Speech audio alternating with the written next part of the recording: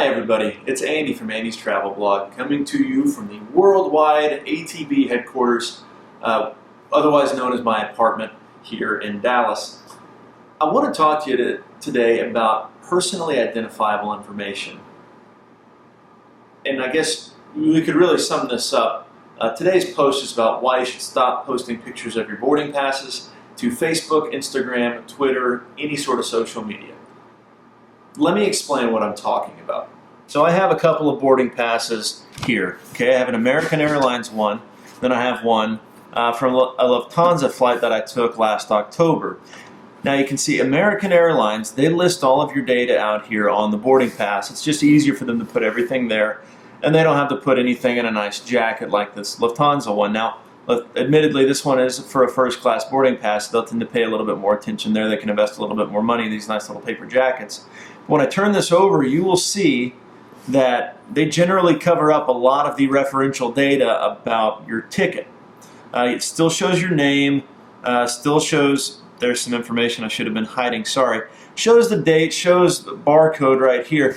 This right here is too much information to show on Facebook. So if you're flying this flight, show this side. That's a lot cooler of a picture anyway. But now let's go on to a boarding pass that we'll see a little bit more frequently.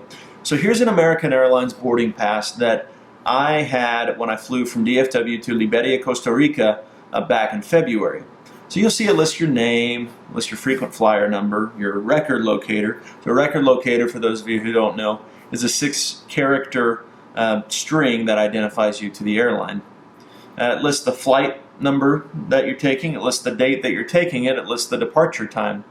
Then it lists your name over here as well. Sometimes it'll list an e-ticket number like right down here, and then it'll have their own little barcode, and that's what they're actually scanning when it comes time to check you in and get you on the plane. So I've scratched out all of the personally identifiable information on here, and I'm about to show you why this is important.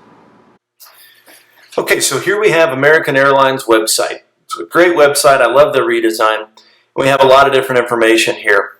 So if I go to My Trips and check-in, I can click here, and it's going to ask to find my reservation. Now, if you're logged in, it's going to pull up your reservations automatically.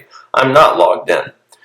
So what does it ask for here? My first name, my last name, and my record locator.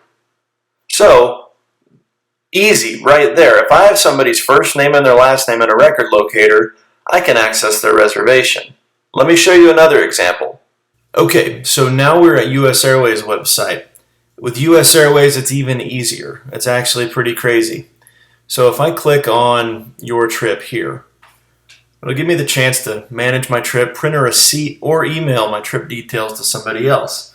So I can look up, gives you a couple of options here, confirmation code or ticket number. So if you'll remember, our confirmation code is our personal record locator, that's 6-digit or 6-character string. And our ticket number was also listed on my boarding pass. Now granted, this is for US Airways, that was an American Airlines boarding pass, but they all have the same information on them. Now if I click here, I can also look up by my dividend miles number. Now if you'll remember, on my American Airlines boarding pass, it showed my frequent flyer number on there. So if I click dividend miles number, I can type in somebody's dividend miles number. I can click the departure date. Now if we'll recall, the departure date was also on the ticket, and then their first name and their last name.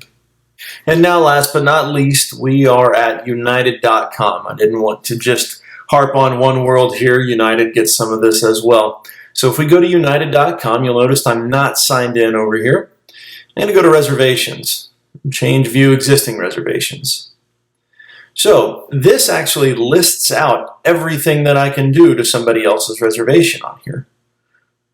I can review the reservations, that's fine. View change seat assignments, that's fine. Make a same day change to a flight. Add special service request. Change my flight, print copy, request a receipt.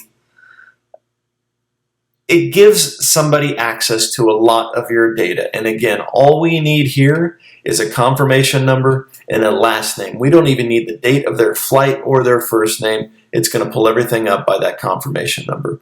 So again, this is a public service announcement. It's time to stop posting boarding passes to social media. There are devious people out there who get a lot of satisfaction from making people's lives miserable. You don't want to be a victim. So this is Andy signing off. We'll talk to you soon.